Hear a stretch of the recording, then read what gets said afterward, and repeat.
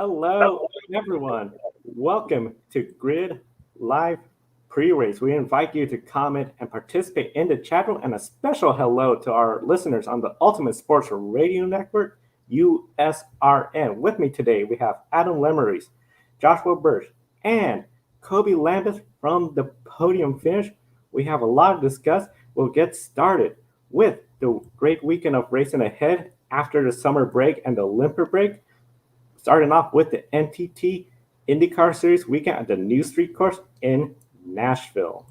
That's right. The NTT IndyCar Series' newest street race, the Big Machine Vodka Music City Grand Prix weekend in Nashville, is finally here. The highly anticipated debut of the IndyCar Series racing in downtown Nashville on an 11-turn, 2.17-mile track, and 27 cars entered in a bumper grid, one of the largest fields behind the Indianapolis 500. Of course, and to kick things off, here's the first question to you, Josh and Adam. Will the slightly higher car count and tight track sections make qualifying even more critical for tomorrow's race? Absolutely, because it's a brand new circuit and you have absolutely no idea where the overtaking zones are, how tricky overtaking is going to be, and also what it's going to be like in that midfield pack. Now, where the start line is, it's over the Korean Memorial Bridge. So it's a very, look, you see it on the map there. It's a very tight and twisty section as well to loop back on through turns 4, 5, and 6, which would be the first corners of the race. So if you're starting at the front of the field, the first 3 rows, you're going to get through those corners, fingers crossed, in smooth motions. But if you're starting in the middle of the pack as well, you're going to get bumped up. You're going to have to risk breaking off your front wing, risk damaging more parts of the car that you don't want to.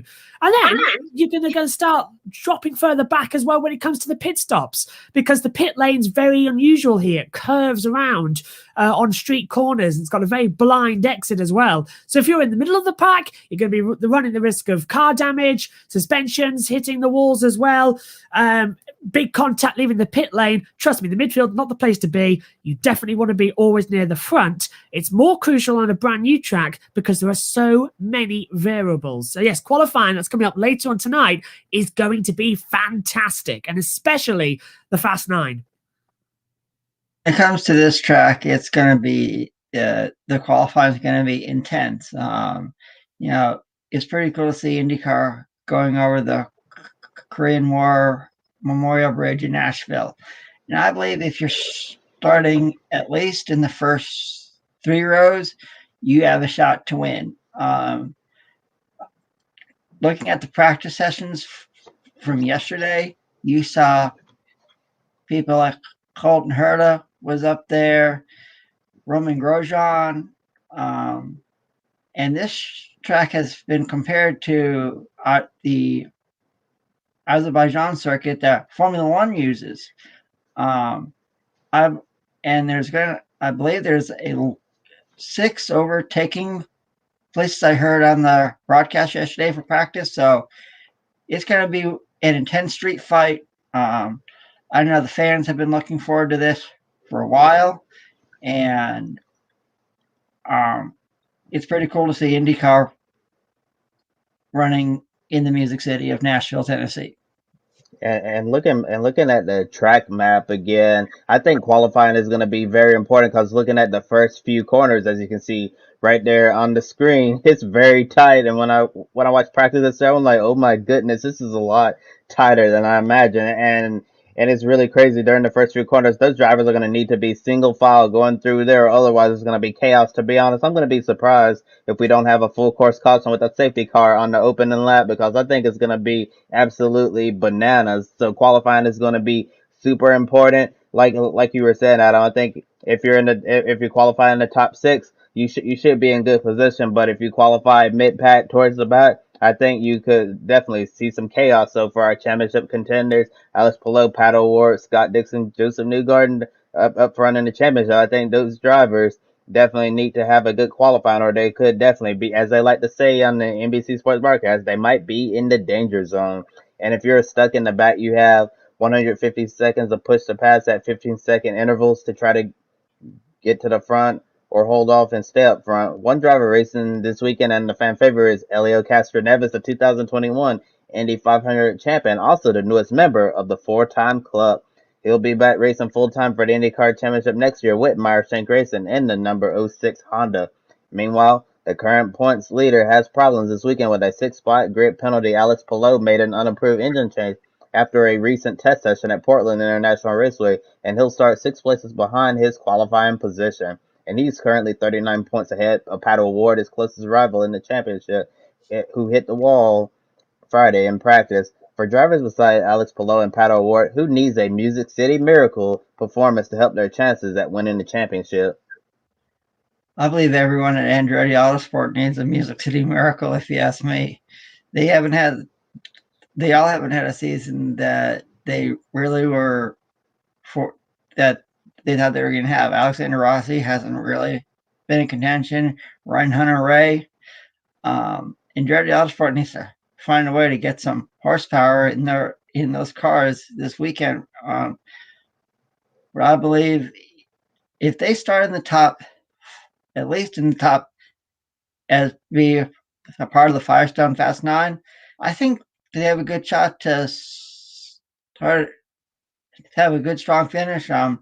As we know, the pit road is curved, kind of reminds you of Toronto. So right now, for me, it's got to be everybody at Andretti Autosport. They all need a Music City Miracle. My pick is actually something that is quite surprising, considering it's the winner of the last race, Joseph Newgarden. We've seen him 3 times this year as well be denied victories, which he's been demanding throughout the race. He's had overtakes in Detroit. He got it passed as well in the next race. It's very close together that he's running 4th in the championship, 315 points. He's not that far behind Alex Palou, as we usually said. He's got that grid penalty. He's on 384. I know Ward hit the wall as well, so he's lost some practice time as well. But Newgarden, I think, hasn't yet this season had a very stable year. He's been very much up and down. So Newgarden needs to have a great weekend, and he needs to have some wins. And the second driver I picked at the list is actually 7th in the standings on 260 points. And it's the driver who led the first practice session yesterday, Colton Herta. Colton has had a very fast start to the season as well. He's certainly come out of the gate kicking this year as well. And with his dad, Brian, on his radio communications as well as his race engineer as well, this is the type of circuit that they both enjoy. Just look back at Brian's career as well. He always was in favour of the street circuits. But still, it's looking to be a good one. And I've really got a good feeling that Colton is going to win this weekend and he can get his championship back up on the right string. And if not, I'm sure Brian will have something to say about it. Yeah, I think Colton Herta certainly has a shot this weekend to win, and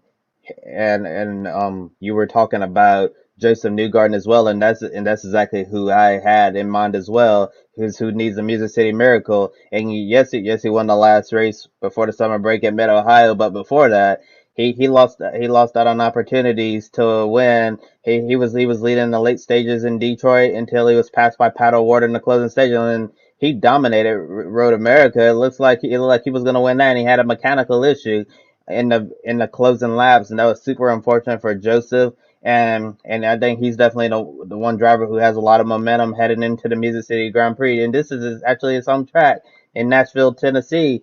So he's the hometown guy. Won the last race, has the most momentum coming in, and he can definitely leave the Music City with the most momentum as well. And the championship momentum can certainly swing into his favor. And everyone's been talking about how challenging the track is with the very bumpy surface. Nashville probably not as bumpy as Baltimore. Remember that track with the crazy chicane going over the railroad tracks, or even years beforehand when they raced on the streets of San Jose. Probably not that bumpy, and including the Korean War Memorial Bridge that makes the long, wide open straightaways for high speed. The north end's a tight and narrow portion, giving vibes of the Baku street circuit, as Adam mentioned. And the weather, it's going to be hot tomorrow, 93 degrees. The forecast for tomorrow with 50% humidity. And we saw in Detroit, that track is very bumpy, and it really punished the drivers for their doubleheader with the high heat in the cockpits. how physically demanding do you think Nashville will be in comparison to Detroit or any other street circuits IndyCar's raced at in recent years?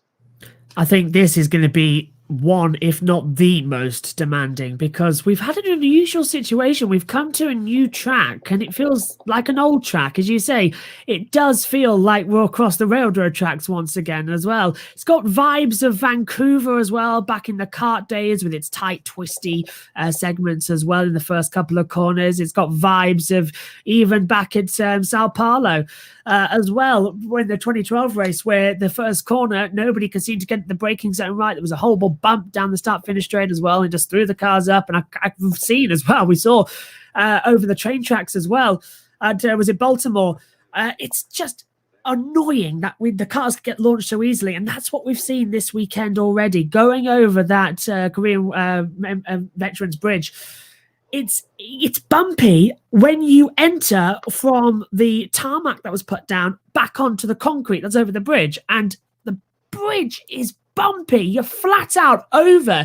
Don't forget, you're going up altitude as well on the bumps. You saw yesterday on board with Colton Herta, his head was flying around in the car. He couldn't control it. He couldn't keep it in. The drivers were describing that the steering wheel was literally flying out of their hands. There's no power steering in these cars. It's literally coming all from up here as well. So it's going to be very muscular and physically demanding in that respect, that they're going to get tired quickly as well, because you've got two flat out segments of the bridge. One of them you get to sweep it nice, and it's a nice 90-degree left-hander. The others you've got to go back up through nicky tighty sections as well, like in Baku. So that's going to be even more demanding as well, because more of that, more driving around, more physical. The heat, that's going to be even worse, because you're going to be already sweating from the movements of your arms constantly.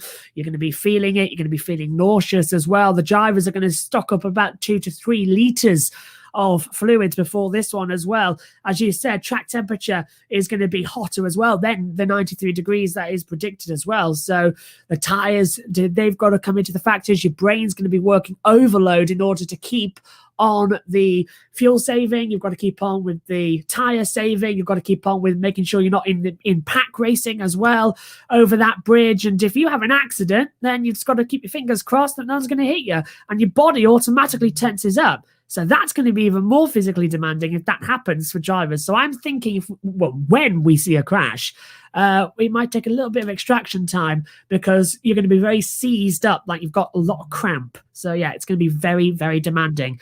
But this racetrack, brand new, feels old. Doesn't it just feel like IndyCar's back to its roots? It's beautiful, this track. I love it.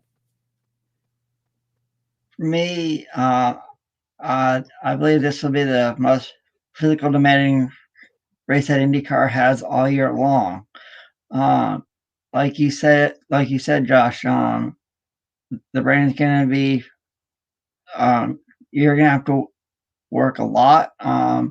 And I can remember hearing Colton Herta on his onboard lap yesterday, and he was, you're going to have, I believe, a lot of drivers are going to have a lot of physical, a lot of drivers that do a lot of exercise, I believe will gain the most, because it's an overall demanding street circuit. I'm glad it takes me back to my roots when I started watching Indy cars, and it's just an overall really cool track. This year you've had NASCAR race at the Super Speedway, the SRX Series race at the fairgrounds. Now here IndyCar running to the streets. It's gonna. I don't know who's gonna win tomorrow, but I believe it'll be the most physical, demanding track that the IndyCar races at all year long. Yes, it's certainly quite a unique track. Can't wait to see the cars going over the Korean War Memorial Veterans Bridge.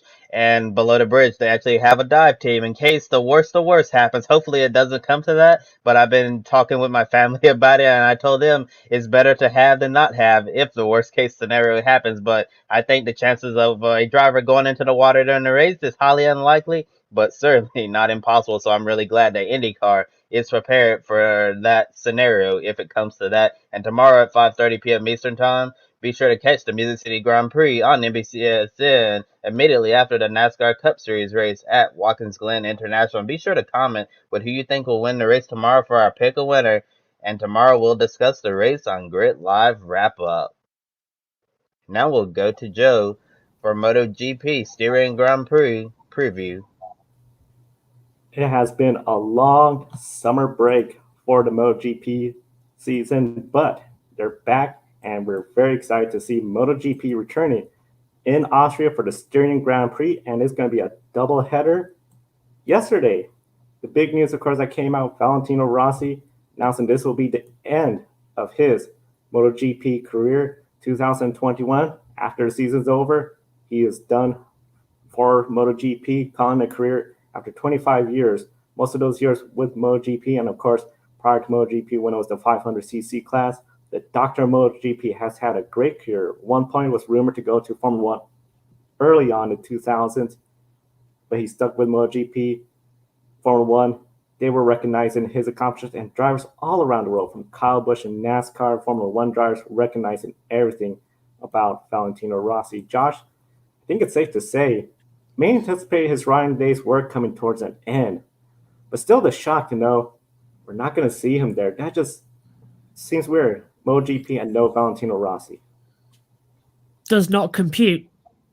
Just doesn't compute. I was sat there in the press conference on my monitor up here in the comms box, and we all knew as soon as it was announced that there would be an exceptional press conference as well. We all knew what the news was going to be. Valentino Rossi retires, and as a 7-time Premier Class champion, 9-time champion overall, as you can see there, 363 Grand Prix starts, 89 wins, 199 podiums. Everybody is now willing him to get to 200, to get up there as well. 55 pole positions as well. He is one of the greatest riders we've ever had, and certainly in the new area of motorsport for motorcycle racing since MotoGP started in, well, yes, it was late 90s when Dorna took over in 92, but really in 2002 when it was all revitalized, he was the poster boy, if you like. I mean, he won it 01, 02, 3, 4, 5, 8 and 9 as well. He was the poster boy. And he's had an amazing career. And the one race that always strikes out for me, South Africa, he moves over from Yamaha to Ducati, wins it. Brilliant. Needed to do that. Honda as well to Yamaha, wins it. He can just do it. He's won at every team he's been at, bar Petronas, which is, heartbreaking. I don't like that. But can we still count it as a Yamaha? Because I think that's what the history books are going to show. Not to see Rossi on the track in 2022 is disappointing. I mean, he's 42 years old, born in 1979. He's one of the oldest riders to ever compete in MotoGP to this age as well. Most people retire at the age of 35. It's not completely goodbye. It's goodbye for him racing in MotoGP, but he's got his new VR46 team coming in for next season. He's going to be racing a Ferrari in the World Endurance Championship as well in the GTE Pro category. So we'll still see him around, which is great news. So it's not completely goodbye for Valentino, but I've put a tweet out as well saying that the crowds and the race at San Marino is just never, ever, ever going to be the same again. And I can tell you the moment he decided to retire, it wasn't this year. I think it was actually last year's Austrian Grand Prix when he was literally just riding around and through goes Morbidelli's bike right in front of him, because we saw in that red flag period, he sat there in that garage and he was shaken, and I've never seen him visibly shaken, and he had to take a deep breath. So I think this has been on the cards since last season. Yeah, that crash last year was so scary to think now he's riding for that team this year after Frank Morbidelli's teammate. And of course, rumor is Morbidelli might be Quartararo's teammate next year in the factory Yamaha. And of course, with Morbidelli there, that means he'll be teamed up again with Fabio Quartararo, who replaced Valentino Rossi last year in that Yamaha team. We've seen Maverick Vinales, rumors he's not going to be there. That's where Franco Morbidelli could be coming in. Now, this long summer break, Fabio has been the points leader most of the season. Essentially, after that first race where he finished 5th, he's been just strong.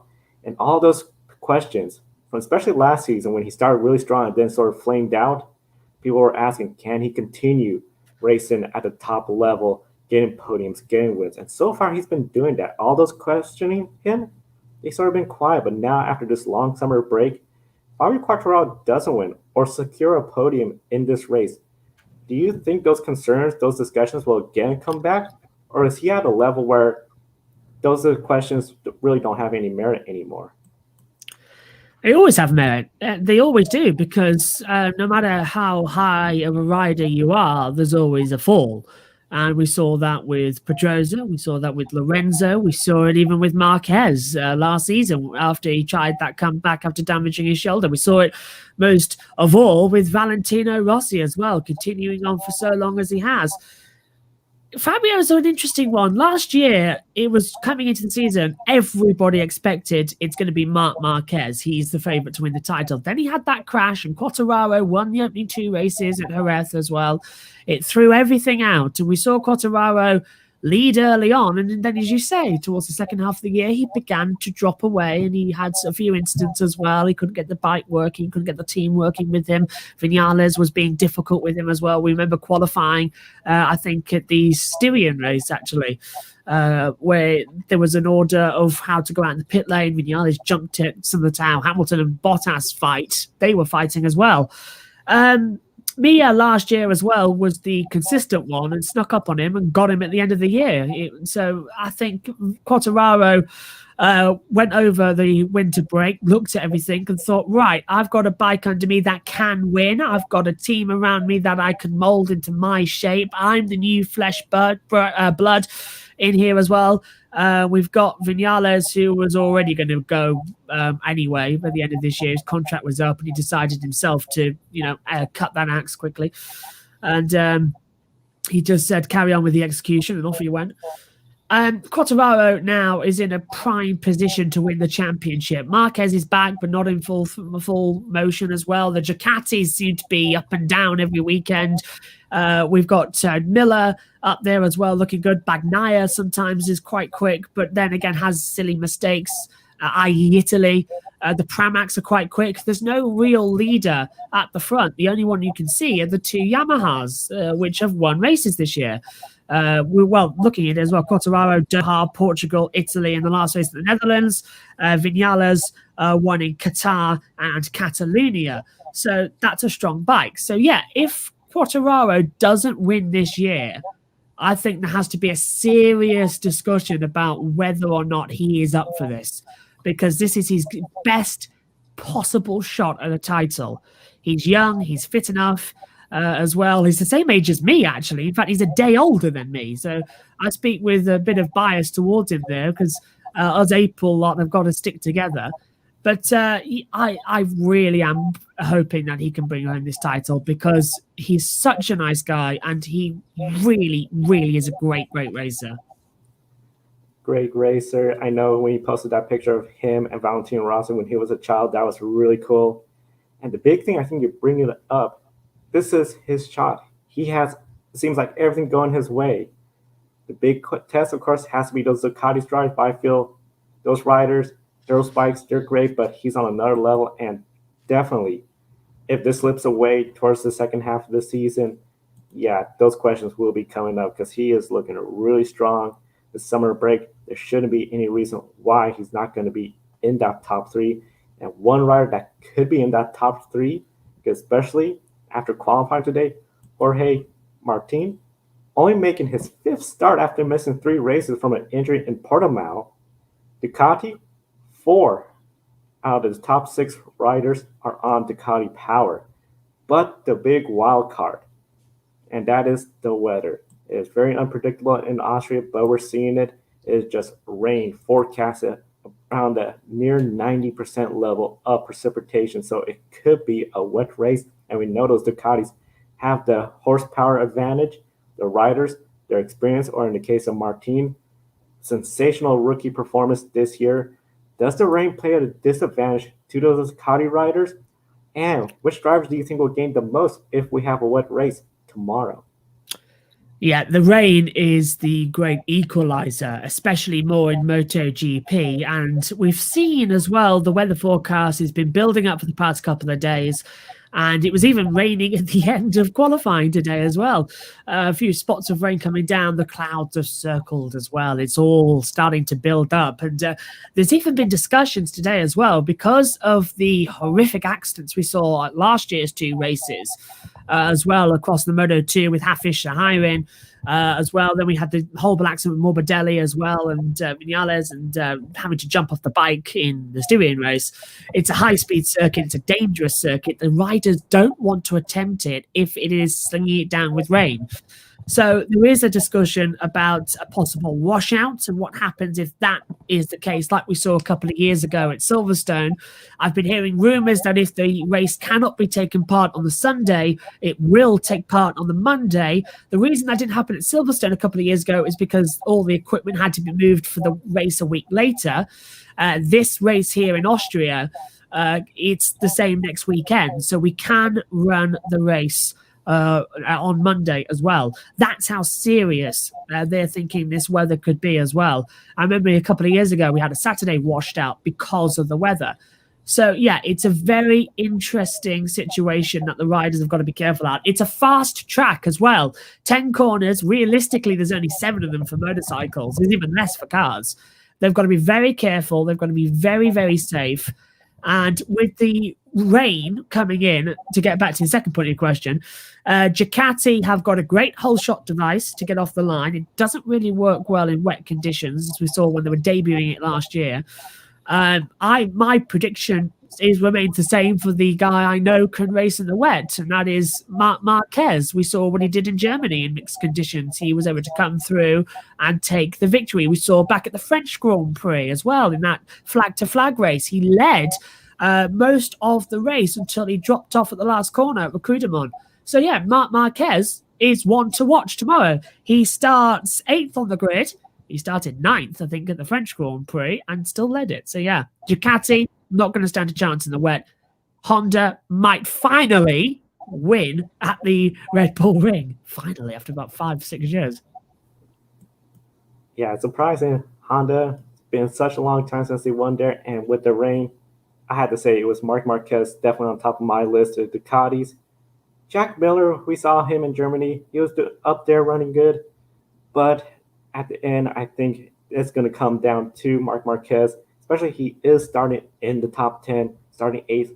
So I do see potentially him coming up towards the front. And of course, the MotoGP race, 8 a.m. Eastern, and early, very early for the West Coast, 5 a.m. start time. And we encourage everyone, be sure to comment with who you think will win the race in our pick winner. If you're outside the top 10, double the point for your first correct guess in pick a winner.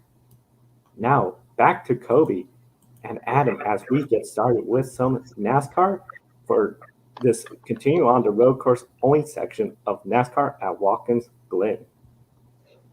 And before I start talking about the Cup Series, I also wanted to add we have a doubleheader today at Watkins Glen, but the Truck Series race is actually just about to fire engines just moments from now, and then later today at 4 p.m. Eastern Time on CNBC, you can be sure to watch the NASCAR Xfinity Series. And also want to note for the Truck Series race, this is the final race of the regular season, so at the end of today's race, we'll have the playoff contender set for the NASCAR Camping World Truck Series Championship. And now on to the Cup race. The Go Bowling at the Glen returns after a year away due to the global pandemic. We have 37 cars entering the race, and again, no qualifying. Brad Keselowski is started on the pole according to the formula.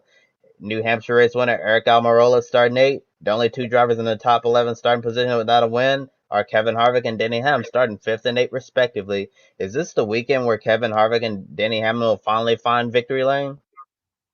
Nope. To me, I don't believe so. And for the and if you watch the Life on the Grid 1 year anniversary we did, one of my passions besides motorsports is bowling. So I love the spot this weekend at Watkins Glen.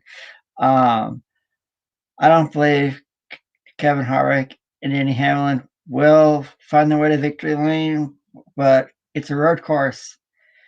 It's a very challenging road course at Watkins Glen. You have a lot of corners that everybody knows, especially with the bus stop going into turn one. It's downhill. So to me, I don't believe Kevin Harvick or Denny Hamlin will win tomorrow's Go Bowling at the Glen.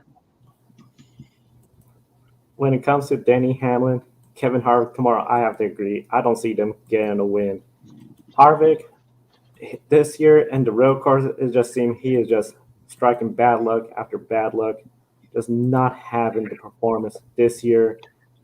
Maybe Michigan. He won there last year in Michigan, in fact, sweeping the race weekend because it was a doubleheader. This year, I just don't know. And especially if we get another surprise winner, he'll be in trouble. Denny Hamlin, I do see potentially a win, maybe at Michigan for him. Road course, it's hit or miss for him, but definitely the Daytona at the super speedway. He has won so often at the super speedways lately. I would not be surprised. But when it comes to this weekend at Watkins Glen, I don't see Harvick or Denny Hamlin taking home that checker flag. Yeah, I definitely don't see Denny Hamlin or Kevin Harvick being in contention to win this weekend, but maybe it's possible for them to have a good point state, but I just don't see them having the car been dominant enough to win the race. And Chase Elliott, the road course king, is one of the favorites to win, and he's probably the favorite to win. And surprisingly, nobody picked Chase Elliott this year when he won at Circuit of the Americas and Road America, and the only other drivers to win on a road course this year are Christopher Bell earlier on this season Daytona road course and Kyle Larson at Sonoma. In your opinion, which drivers can win tomorrow outside of the Hendrick Motorsports and Joe Gibbs Racing stable? I'm looking at Team Penske. Joey Logano, Brad Keselowski. Keselowski has had good runs here, especially that famous finish with Marcus Ambrose and Kyle Busch, where Kyle Busch on the last lap got spun by Keselowski. Him and Ambrose fighting each other, beating and banging, sliding off the track. That was one of the best finishes of that year. I see him up there. I see Joey Logano. And really, that's about it. Michael McDowell, he'll need to have some good luck. We know he's good in the road courses. I just don't think Front Row Motorsports have the potential to put him up towards the front. He'll need some crazy luck. There's no rain in the forecast. Count that out. But definitely Penske drivers, especially Logano and Keselowski. I have to agree with you, Joe. You know, I'm looking at Brad Keselowski and Joey Logano winning tomorrow. But for me, one driver I'm gonna be looking out for is the winner of New Hampshire, Eric Almirola. It's his sponsor's event, you know, and for me, I think it'd be kind of cool if the Go Bowling car won at the Go Bowling at the Glen. I mean, we've seen crazier things happen there. I'm looking forward to seeing everything that'll happen tomorrow. And I'm going to have to say I'm going with either Brad Keselowski or Joe Logano winning tomorrow at Watkins Glen. Yeah, like for me, I don't think anybody's going to win the race outside of Hendrick Motorsports or Joe Gibbs Racing. But if I had to pick next best, I definitely think Team Penske could be in contention. But I think I'm not going to give away my pick a winner yet. But you can probably guess it's going to be a driver from Hendrick Motorsports. Hint, hint. And there's only 4 races left in the regular season. Next week's race is at Indianapolis Motor Speedway, but we no longer have the brick. It's not going to be on the oval, but it's going to be on the IMS road course. And after that, we have Michigan and then the wildest of wild cards, Daytona International Speedway to end the regular season. Tyler Reddick, Austin Dillon, both from Richard Childress Racing, are fighting for 16th place and the final spot in the playoff, assuming we have no new winners and lowering the points. Do you think Richard Childress Racing will get both cars in the playoffs, one car or no car? Me, I believe Austin Dillon has a really good shot to get in the playoffs. Especially, you know, he's won at Daytona in the past. He's won the 500.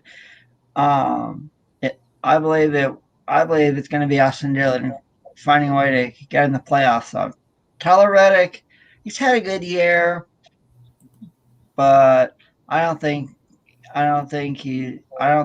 get in the playoffs.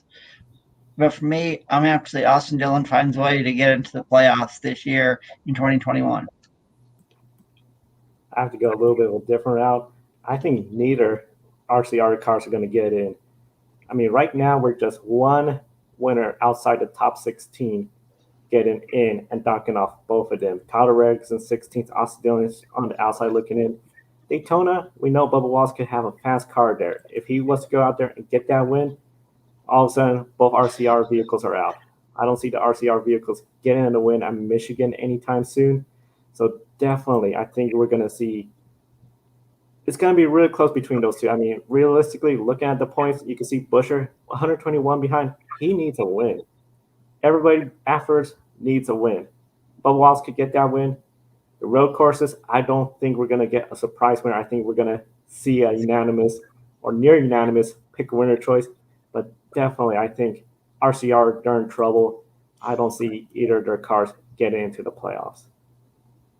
Yeah, I have to agree with you, Joe. I think neither RCR car is going to make the playoffs, and I'm making a bold prediction. We're going to see a new winner next week on the road course at Indy, and we're also going to see a new winner as well on the season finale at Daytona International Speedway. And I think it's really going to shake up the playoff picture. And I see Adam right there shaking his head off camera. And we're just, as I always say on the show, we're going to have to wait and see what's going to happen. But I don't think neither RCR car will make the playoffs. And tomorrow, 3 p.m. Eastern time after MotoGP, be sure to watch the NASCAR Cup Series race on NBCSN, and that'll lead into the Music City Grand Prix. And comment below with who you think will win the NASCAR Cup Series. Go bowling at the Glen race and see if you can make it onto the leaderboard.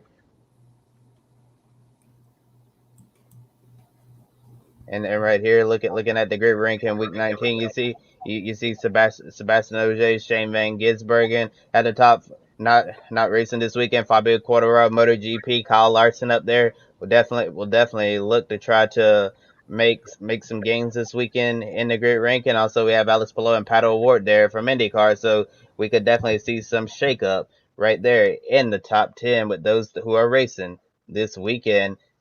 And this weekend, also racing IMSA WeatherTech Sports Car Championship at Road America. All 5 classes are back in action.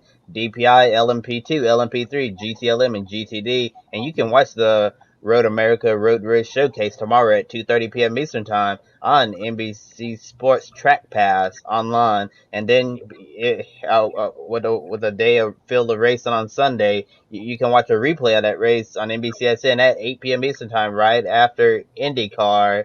And yeah, so if you're a race fan all day tomorrow, you're really going to enjoy it. NASCAR in the afternoon, right after that, IndyCar Music City Grand Prix in Nashville. And if you avoid spoilers, you can watch IMSA directly after that. So definitely a Sunday full of racing. And we'll have a more detailed race recap tomorrow and Grid Live wrap-up of the IMSA race at Road America. And Adam, it's time to see if we can improve our scores on a leaderboard in Pick a Winner.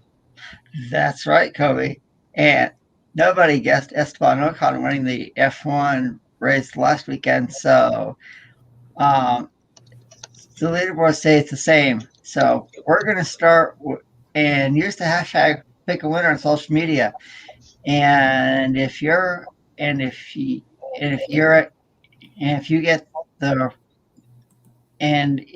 get it's double points if you get your first pick right. So we'll start with MotoGP in Austria. Josh, I'll start with you. Who takes the checkered flag tomorrow morning? Wet race, nice atmosphere for a good comeback story once again. I'm going Marc Marquez to win tomorrow because it'll be his type of track and his type of conditions, and to finally break Honda's duck at the Red Bull Ring. And I'm going to go with a rider who qualified towards the front. I'm going to go with Jack Miller to win the Styrian Grand Prix. I'm going, like Josh said, I'm going Marc Marquez in the rain in Austria. I'm going to go with Fabio Quartararo. I think he could pull it off. I see we have a comment.